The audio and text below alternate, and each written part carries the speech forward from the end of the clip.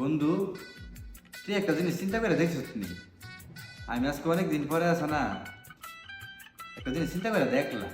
কি চিন্তা করছো বন্ধু? কি কি? চিন্তা করলাম বন্ধু, তুই একটা জিনিস ভাইবা দেখ। যেমন তোর মা আমার মা, তোর বোন মানে আমার বোন, তোর বাপ মানে আমার বাপের মতো। ঠিক কইছি না বন্ধু? ঠিক কর। হ বন্ধু, তুই কথাটা ঠিকই কইছ। এই কথাটা কিনলে এগুলি কত আমার কাছে।